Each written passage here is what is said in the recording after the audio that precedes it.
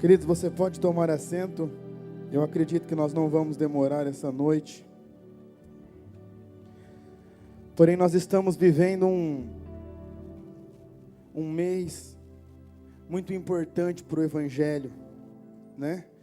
E talvez alguns de vocês que se converteram há pouco tempo, ou alguns que se converteram há mais tempo, mas ainda não tinham tido uma curiosidade de saber da onde veio o Evangelho, por que o Evangelho passou, ou por que eu sou um cristão protestante. Por que eu sou um cristão protestante? Para vocês que não sabem, nós estamos aí no mês de outubro, e no dia 31 de outubro, nós vamos comemorar 500 anos da Reforma Protestante, 500 anos da Reforma que teve como finalidade fazer com que nós retornássemos às origens. E queridos, nesses próximos sábados eu quero falar com vocês sobre essa reforma. Porque nós não sabemos como o Evangelho chegou até nós. Vocês sabem como o Evangelho chegou até o Brasil? Vocês sabem pelo que o Evangelho passou até chegar aqui no Brasil? Vocês sabem quais homens tiveram que muitas vezes tombar no campo de batalha para que a bandeira do Evangelho fosse levantada nos dias de hoje? Queridos, eu quero chamar a sua atenção essa noite para você prestar atenção na nossa história. Projeta para mim, por favor, o livro de Salmos 44, verso 1.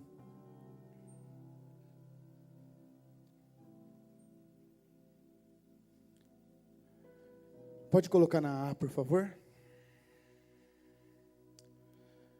As Deus nós ouvimos com os nossos ouvidos, nossos pais nos têm contado os feitos que realizastes em seus dias, nos tempos da antiguidade. Queridos, um versículo muito, pode voltar no 1, por favor, um versículo muito simples, mas que aqui nós entendemos que os feitos do nosso Deus, do Deus ao qual nós servimos, ele foi passado de geração para geração. E queridos, nós sabemos que a história, quando ela é estudada em sua verdade, ela é a nossa professora. Por que a nossa professora? Porque nós conseguimos enxergar os acertos dos nossos antepassados, para nós andarmos nesse mesmo caminho. Porém, nós conseguimos enxergar os erros dos nossos antepassados, para que a gente não erre novamente onde foi cometido o erro.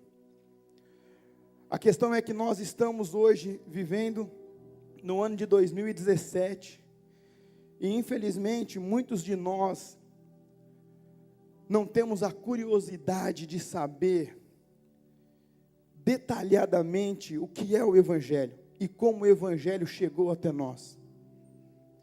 Há uns 7 meses atrás aproximadamente, eu preguei uma mensagem aqui, chamada Fé Inteligente.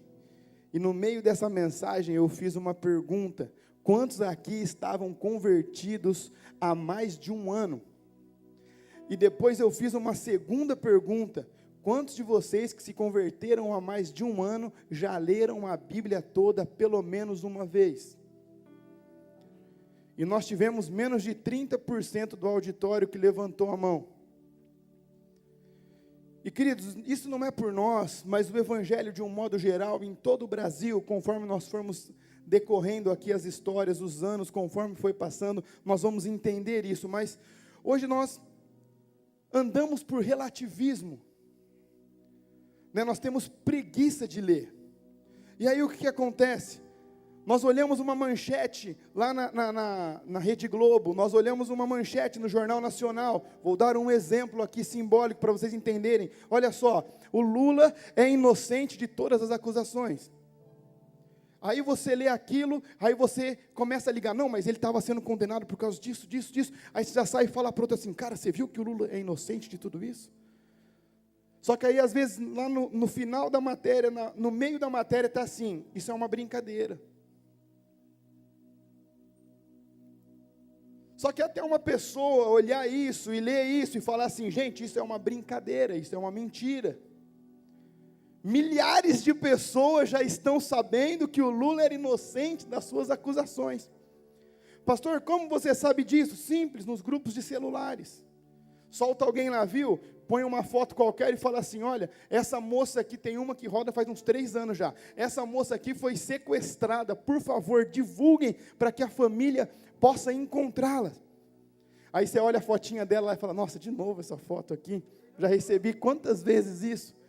Por quê? Relativismo. Nós olhamos e já agimos, nós não procuramos entender, nós não procuramos estudar. E queridos, hoje eu quero contar a história para vocês, porque talvez vocês, assim como eu, não tiveram os pais que tiveram um estudo, que não foram instruídos nos detalhes da história do Evangelho. Embora na simplicidade de cada pai representado aqui, eu tenho certeza que eles procuraram sempre fazer o melhor para educar cada um de nós. Só que a questão é que nós temos a responsabilidade de garantir que o Evangelho seja pregado nos detalhes de cada verdade. Amém? Projeta para mim, por favor, Atos 1:8.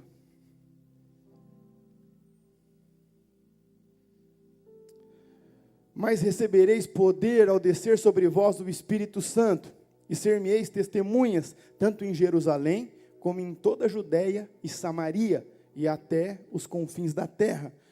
Queridos, nesse versículo aqui, nós temos 2 vertentes. Nós temos a primeira parte dele, que é uma promessa. Nós temos uma promessa que quando o Espírito Santo vir sobre nós, nós vamos receber poder. E a segunda parte desse versículo tem um programa. Programa do quê? Uma programação de evangelismo. Como assim, pastor? Ser-me-eis testemunhas, tanto em Jerusalém, como em toda a Judeia, Samaria e até os confins da terra. E por isso nós estamos aqui, mais de 2000 anos depois, e onde eu e você se inclui nesse versículo? Nós estamos nos confins da terra, porque naquela época nem se ouvira falar do Brasil, nem se ouvira falar das Américas. Queridos, por isso a importância da gente entender a Bíblia, por isso a importância da gente ler a Bíblia, porque hoje, infelizmente, nós enxergamos, às vezes, cada pregadores colocando um tema atrativo, ou alguns pastores colocando um tema atrativo, que é um tema que a população quer escutar, e aí nós encontramos aquelas pessoas. Aí certa vez eu atendi no meu gabinete e falei assim, pastor, uma vez eu fui em determinada igreja, e ele falou que eu precisava ofertar X. Eu falei, olha queridos, eu não estou aqui para julgar ninguém, mas eu tenho toda certeza, se eu falar assim essa noite, gente, olha, o Espírito Santo tocou no meu coração, e você que tem uma nota de R$20 no seu bolso, você precisa trazer de oferta aqui. Olha a proporção, quantas pessoas nós temos aqui? De vocês, quantas pessoas têm uma nota de R$20 no bolso? Relativismo. E nessa pregação da fé inteligente, eu falei que eu não queria criar jovens que eram movimentados pela massa, ou seja, que seguia aonde a correnteza estava indo, mas nós queríamos formar jovens que vão fazer a diferença nos dias de hoje, amém? Então hoje nós vamos contar um pouco da história para vocês. Eu vou dar um resumo do que foi a reforma protestante. Na próxima semana nós vamos pregar sobre os 5 pilares da reforma. Hoje eu quero falar um pouco, aproximadamente de 200 a 300 anos, de um pouquinho antes da Reforma Protestante, até ali o ano de 1700, 1800, mais ou menos, tá? Uma outra ocasião a gente pega do 1º século e nós vamos aí fazendo uma construção até chegar ali à Reforma. No dia 31 de outubro de 1517, em Wittenberg, na Alemanha, Martinho Lutero publicou 95 teses que questionavam o ensino da Igreja Católica sobre a penitência e a venda de indulgências. Tal publicação impulsionou o debate teológico que resultou na chamada Reforma Protestante.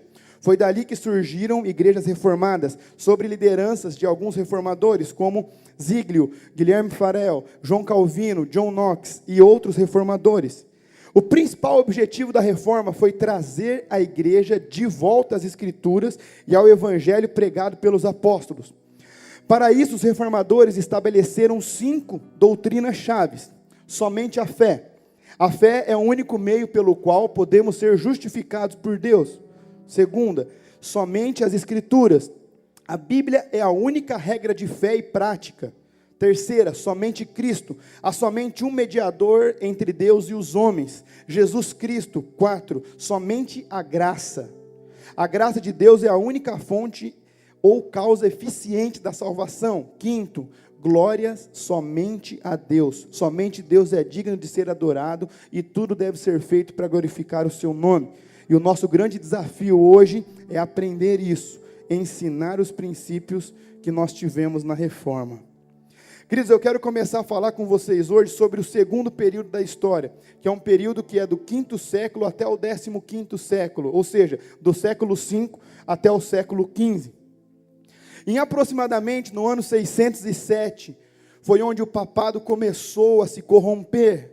Pastor, o que é papado? Eram os papas da época que eles tinham o quê? Um poder. Os papas, eles eram, entre aspas, para vocês entenderem, como se fosse um Deus. Ele tinha o poder de instituir um rei, de tirar um rei do poder. Ele tinha, entre aspas, o poder de perdoar pecados, aliviar penitências, fazendo troca por dinheiro.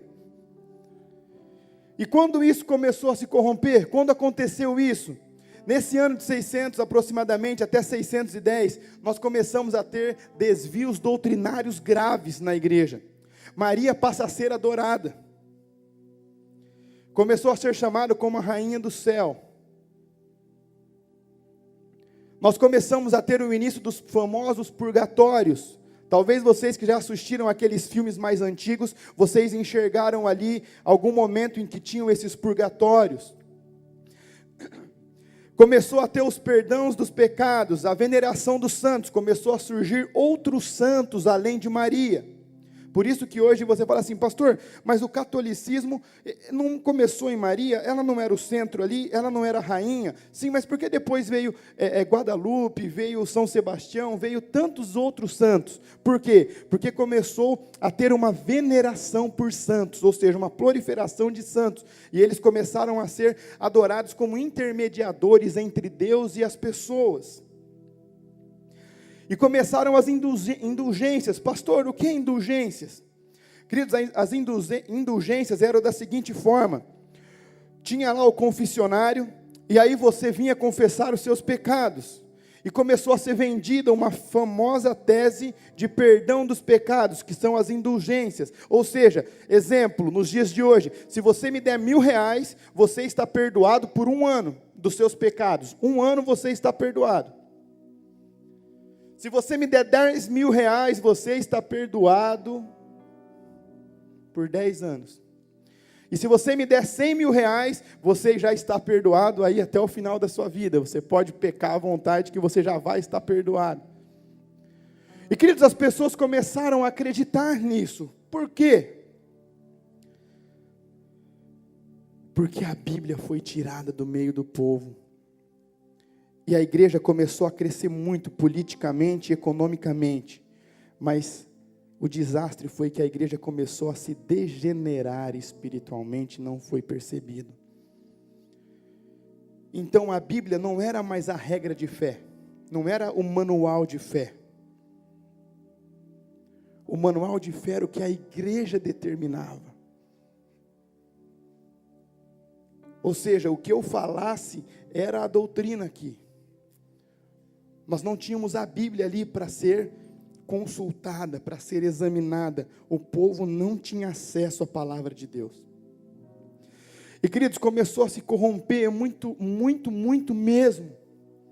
Até que chegou um ponto em que começou na história aparecer alguns homens que são chamados hoje de pré-reformadores, mas um pouquinho antes deles, Deus começa um movimento cultural. Preste atenção nisso. Muitas vezes nós olhamos alguns movimentos culturais que a gente começa a abominar, que a gente começa a questionar, mas nós temos que entender que quando começou a nascer esse movimento na Itália, chamado Remanescença, ele foi criticado, ele foi condenado, mas hoje nós entendemos que através desse movimento, serviu para o despertar da igreja de Cristo. O que foi esse movimento cultural, pastor?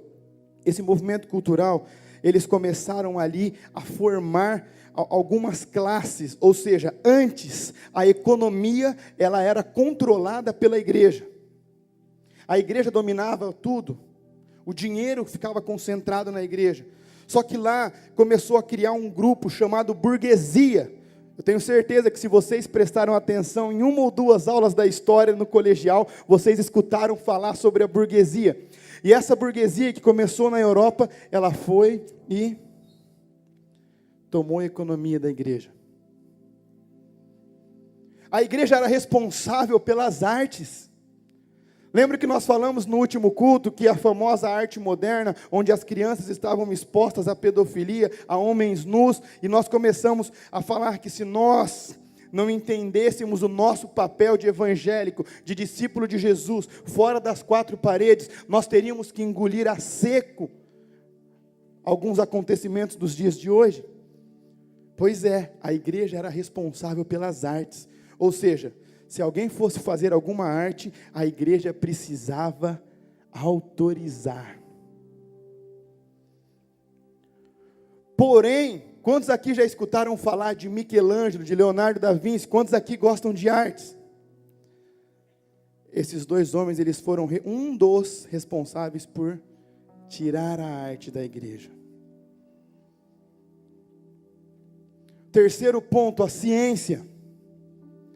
Somente a igreja podia determinar o que era ou o que não era ciência. Somente a igreja podia determinar isso. Só que a igreja estava muito preocupada com a economia, estava muito preocupado com a política e foi deixando essas 5 vertentes escapar entre as mãos. A política estava na mão da igreja. Era o Papa que instituía e tirava reis. Só que com a corrupção dentro do papado, foi tirado das mãos da igreja. E depois de algum tempo nós tivemos a chamada democracia. Ou seja, o povo institui os seus líderes. Queridos, a igreja era responsável pela religião. Peraí, pastor, mas a igreja não é religião? Não, são duas coisas diferentes. Só que, queridos, a igreja começou a deixar a religião entrar dentro dela. E desde o apóstolo Paulo, quando ele fala assim, se vocês pregarem outro evangelho que não seja o evangelho de Jesus, vocês vão ser malditos. Porque desde lá do apóstolo Paulo, desde a época de Jesus, com os escribas, com os fariseus, já era pregado um evangelho corrompido. Então nós tínhamos o evangelho verdadeiro, que era o evangelho puro e simples de Jesus. E nós tínhamos o evangelho que era pregado pela religião. E queridos, a igreja começou a se corromper de uma tal forma, que para as pessoas poderem ler a Bíblia, elas tinham que ler as notas de rodapé oferecidas pela igreja. Queridos, mas olha só, eu sei que vocês aqui são homens e mulheres de oração, porém eu percebo que nós, de um modo geral aqui, no nosso ministério, falando bem para vocês agora, nós temos uma dificuldade muito grande de leitura. Vou fazer a pergunta que eu fiz há 7 meses atrás novamente. Quantos aqui são convertidos há mais de 1 ano? Levanta a mão. Mais de 1 ano. Olha só, 80% do auditório. Quantos de vocês que são convertidos há mais de 1 ano já leram a Bíblia toda ao menos uma vez? Levanta a mão. Querido, se você lê 4 capítulos da Bíblia por dia, você lê ela em 1 ano. Isso não toma 15 minutos do seu dia. Só que desde aqui, do ano 600, a Bíblia já era tirada do povo, sabe por quê? Porque se você não lê, você não tem a revelação. Da mesma forma que quando você ora, você começa a orar, você começa a desenvolver um relacionamento com Deus, você começa a ter experiências com Jesus, quando você começa a ler a palavra de Deus, por mais que no princípio seja ali doloroso, seja chato, entediante, chega um momento que você começa a ter a revelação da palavra de Deus, começa a ter a revelação da palavra de Deus. Por isso eu quero motivar a vocês, leiam a Bíblia, leiam a Bíblia. Sabe por quê? Sabe como que começou a reforma protestante? Projeta para mim, por favor, Romanos 1,14. Romanos 1,14. Eu sou devedor tanto a gregos como a bárbaros, tanto a sábios como a ignorantes. Próximo.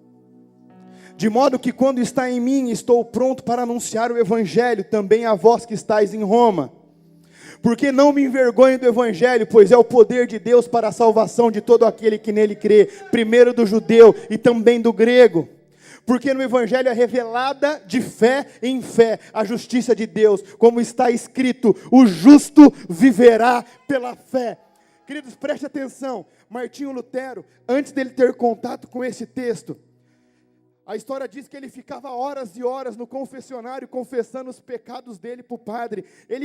Todos os pecados dele ele ficava confessando, até que chegou um dia e aquilo incomodava ele, e ele queria confessar, porque ele tinha a sensação que ele estava sujo, imundo, pecador, e ele confessava todos os dias, até que um dia o padre falou assim: olha, Lutero, quando você tiver algo importante para confessar, você vem aqui, porque você vem aqui todo dia. Queridos, a história diz que ele se flagelava.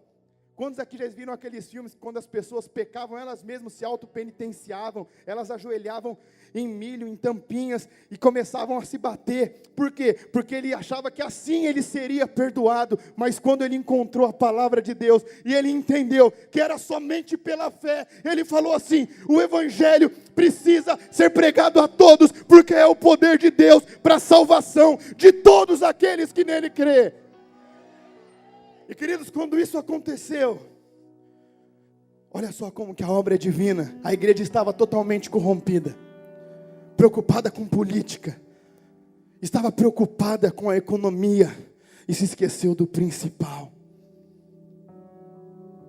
O único manual de fé deixado, que teve como autor o Espírito Santo de Deus, foi perdido. E quando ele se deparou com isso,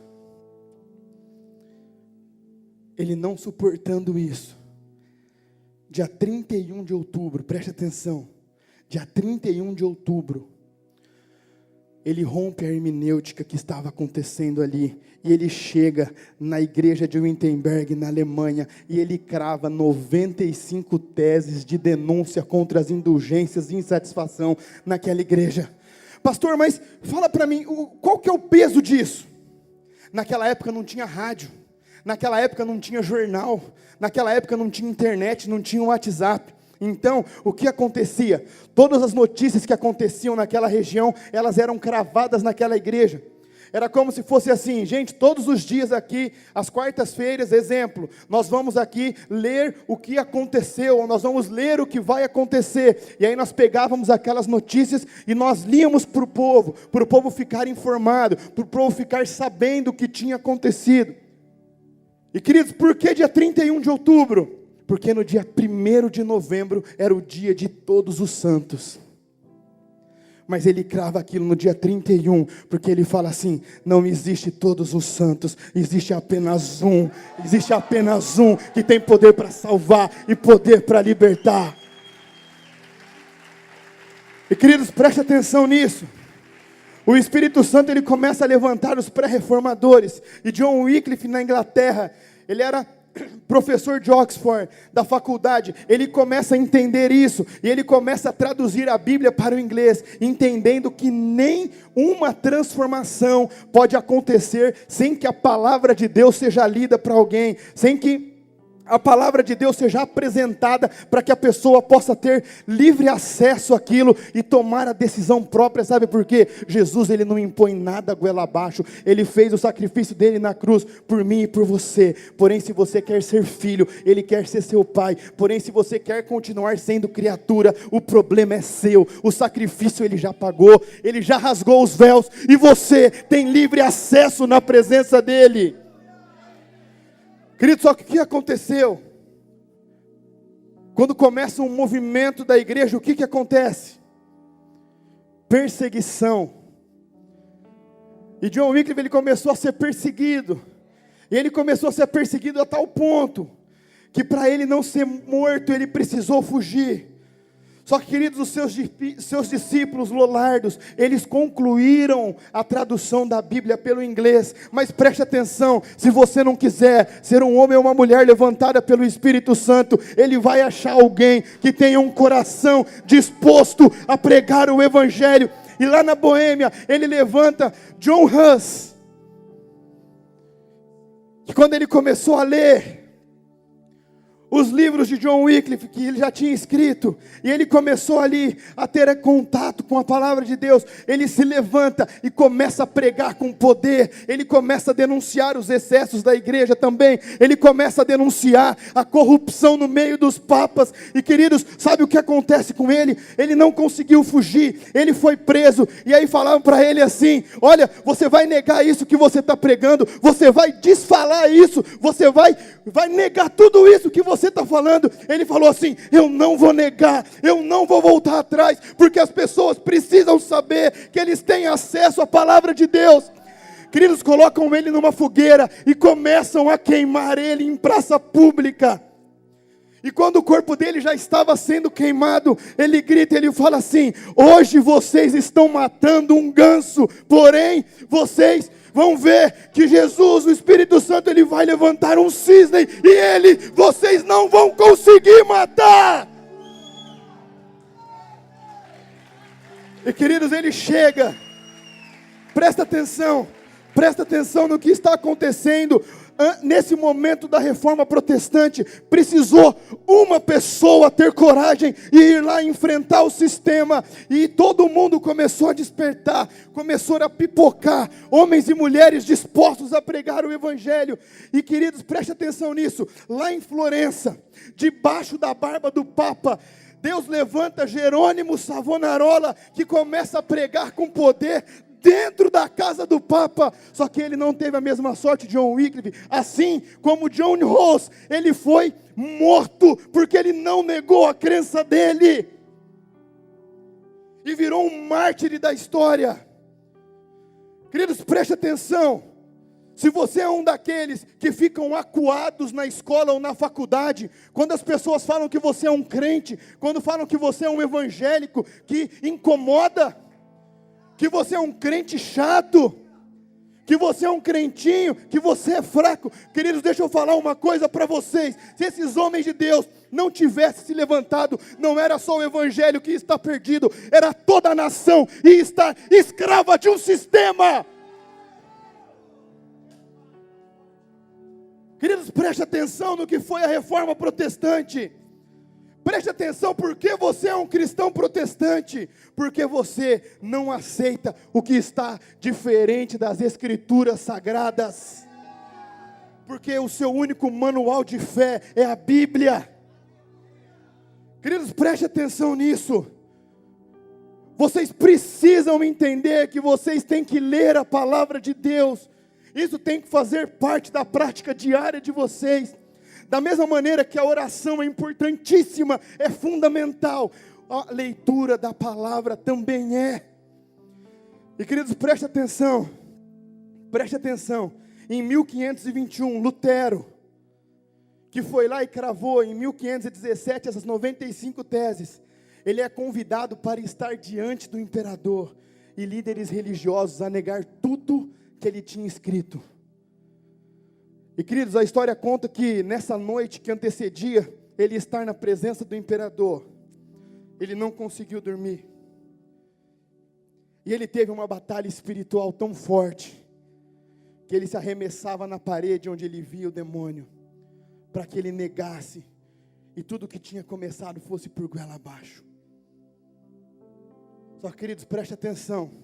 Ele, diante do imperador, diante dos líderes religiosos da época, ele falou assim: vocês querem que eu nego? Eu posso até negar, mas vocês vão ter que me provar na Escritura que o que vocês estão fazendo é a vontade de Deus. E, queridos, ele não se dobra diante do sistema, ele não se dobra diante do imperador. E quando ele está saindo daquele depoimento, ele é raptado.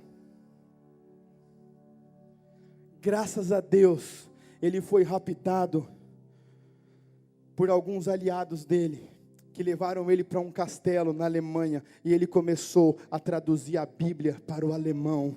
Queridos, preste atenção, que a nossa reforma teve a ver com um mártir e com homens dispostos a traduzir a Bíblia para o povo ter acesso à palavra de Deus. Preste atenção, eles não precisavam fazer teatro, eles não precisavam fazer passeata para defender os direitos, eles precisavam escrever a palavra de Deus e soltar para o povo, porque a palavra é suficiente para apresentar o Evangelho para nós. E, queridos, preste atenção nisso. Deus começa a levantar outros reformadores. E Deus, ele levanta um homem francês com 26 anos, chamado João Calvino. Com 26 anos ele já tinha escrito livros, ele teve que fugir da França devido à perseguição, e ele chega a Genebra. E ele começa a pastorear uma igreja em Genebra, e porque ele pregava sermão expositivo. Pastor, o que é sermão expositivo? É quando você lê um capítulo da Bíblia, lá do início, e você prega versículo por versículo, capítulo por capítulo, e as pessoas não aceitavam isso, e ele queria expor o Evangelho para as pessoas, e ele é expulso de lá, e ele foge. E, queridos, a história conta que Genebra começou a se corromper de uma tal forma, começou a entrar em uma desgraça, que as pessoas escrevem para Calvino voltar para lá. E ele faz algumas exigências para ele poder voltar. Preste atenção, se você é um homem ou uma mulher de Deus, você não precisa mudar o seu estilo de pregação, você não precisa mudar o seu estilo de vida, porque a palavra é suficiente para te testificar, a palavra é suficiente para te defender. E quando ele chega naquela cidade de Genebra, naquela mesma igreja onde ele tinha sido expulso, ele fala assim: de onde nós paramos? E ele continua pregando a palavra de Deus. Queridos, preste atenção. Lutero, ele foi o coração da reforma. Calvino, ele foi o cérebro da reforma. Por quê? Porque ele era um homem audacioso, um homem inteligente. Preste atenção nisso. Ele foi um grande sistematizador da reforma, consultor dos pastores da época, em grandes momentos da história. Foi pai da academia, influenciou a economia e os pensamentos da época, formou missionários para o mundo, inclusive para o Brasil, onde ele enviou 14 missionários, de quais alguns foram torturados e mortos em solo brasileiro.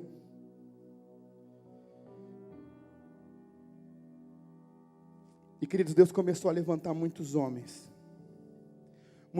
dispostos a pregar o Evangelho verdadeiro, um Evangelho puro e simples, um Evangelho que não é autoajuda, um Evangelho que muitas vezes confronta o nosso estilo de vida, um Evangelho que não é o Evangelho da prosperidade, um Evangelho que não é o Evangelho do oba-oba, que não é o Evangelho das festinhas, que não é o Evangelho do pode tudo, não, é o Evangelho que Jesus deixou escrito, e do jeito que está escrito, tem que ser cumprido. Preste atenção, se vocês querem ser cristãos protestantes, toda vez que uma lei da terra interferir uma lei do céu, fique com a lei do céu, não se venda, não se corrompa, porque do jeito que tem que ser, já está estabelecido. E, queridos, Deus começa a levantar muitos homens, e Ele levanta John Knox na Escócia, onde em um ano toda a nação foi mudada. E sua esposa por várias vezes encontrava ele orando aos prantos, jogado no chão no seu quarto. E ele falava assim: Deus, dai-me a Escócia para Jesus, senão eu morro. Deus, dai-me a Escócia para Jesus, senão eu morro. Deus, dai-me a Escócia para Jesus, senão eu morro. Queridos, preste atenção. Nós estamos falando que em um ano todo um país foi mudado, porque um homem se levantou. Um homem. E aí eu pergunto para vocês: onde estão os homens, os jovens rapazes e as moças que estão jogados no chão nas madrugadas, falando assim: Deus, dai-nos a cidade de Marília, dai-nos o Brasil, senão nós vamos morrer. Deus, dai-nos as almas dessa cidade, dai-nos as almas desse estado, dai-nos as almas desse país, senão tire a nossa vida. Sabe por quê? Porque quando nós temos a revelação da palavra de Deus, não tem homem que segura a gente de fazer o que é correto, queridos. Vocês estão entendendo que esses homens, eles lutaram contra um sistema, e muitos deles pagaram com a própria vida. É por isso que eu quero chamar a sua atenção, que até hoje vive um evangelho de oba-oba, que o evangelho chegou até aqui com lágrimas e com sangue, com lágrimas e com sangue. Ninguém brincou para o evangelho chegar até você. Queridos, e essa Bíblia que você está na sua mão, o preço dela não é 50 reais ou 100 reais que você pagou na livraria, custou a vida de muitos evangélicos. Então dê valor no evangelho, dê valor em Jesus, e para de ficar brincando de ser crente. Se você não tem vontade de seguir uma vida reta e íntegra perante Deus, você não é bem-vindo aqui. Você não é bem-vindo aqui. Sabe por quê? Se ficar um só comigo aqui, ou se não ficar ninguém, eu vou falar, eu vou pregar a palavra de Deus, linha por linha, palavra por palavra, e Jesus vai fazer um avivamento nesta cidade.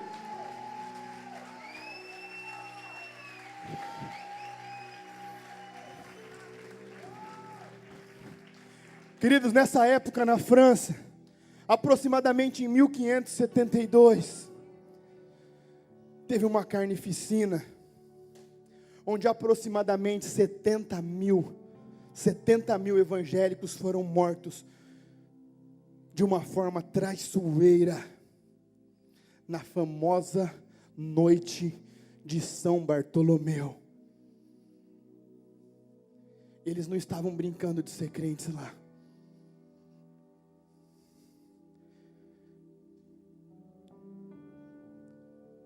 Alguns anos depois, na Alemanha, começa por orientação dos jesuítas, a famosa Guerra dos 30 Anos, onde milhões de evangélicos foram assassinados de uma forma cruel.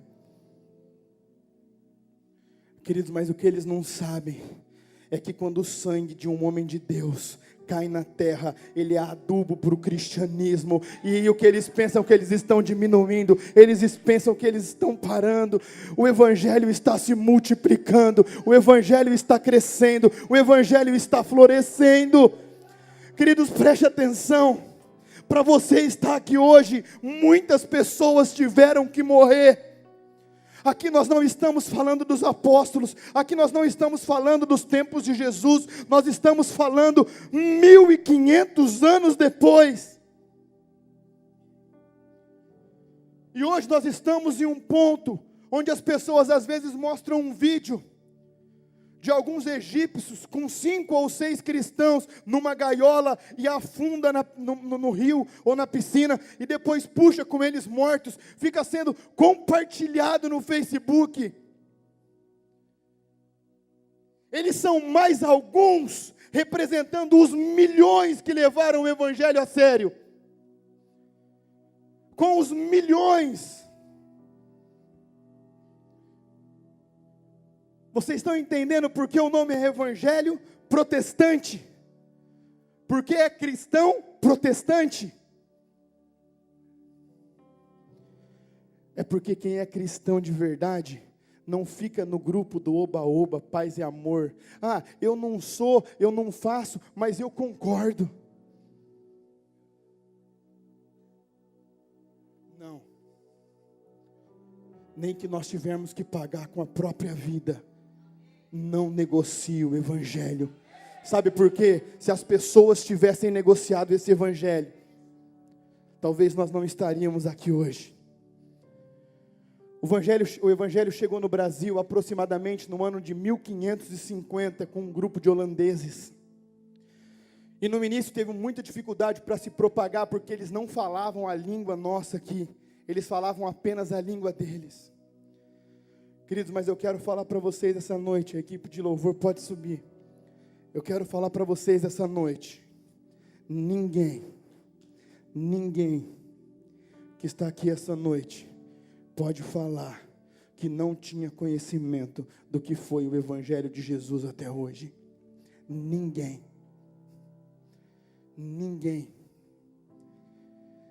aqui mais pode brincar com o Evangelho. Presta atenção, queridos.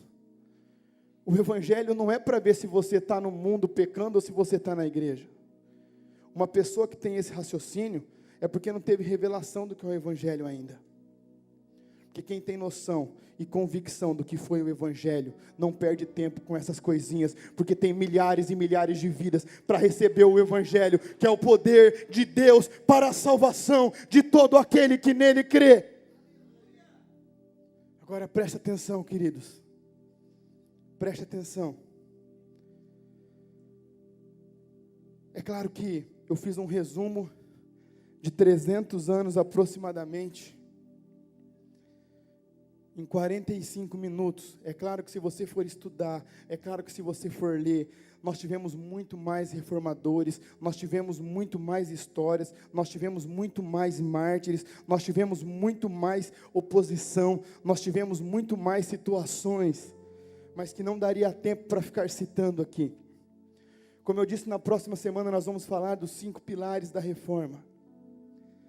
Mas agora que vocês conhecem a história, que vocês sabem o que é ser um evangélico protestante, que vocês sabem de onde nós viemos, que vocês conhecem a história dos nossos antepassados, que vocês sabem que muito sangue teve que ser derramado, muita lágrima teve que ser derramada para que nós estivéssemos aqui hoje.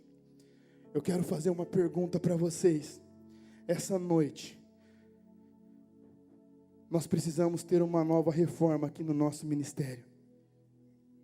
A reforma nunca foi para mudar nada.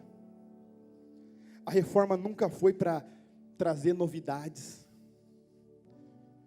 A reforma tem uma finalidade: voltar às origens dos tempos de Jesus. Só isso. Voltar para as Escrituras. Voltar para a palavra de Deus.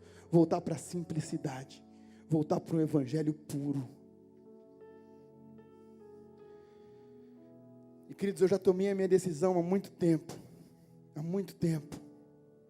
Mas eu quero perguntar para vocês essa noite: quantos de vocês estão dispostos a protestar o que tiver que protestar, para que esse evangelho que nós estamos recebendo aqui hoje seja levado para 500 anos daqui em diante, para que outras pessoas tenham o acesso que nós estamos tendo?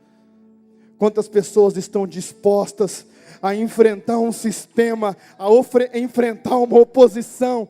Quantos aqui estão dispostos a ser evangélicos de verdade? Quantos aqui estão dispostos a parar de viver de oba-oba, a parar de ter dorzinha de barriga e viver um evangelho verdadeiro, um evangelho puro e um evangelho simples?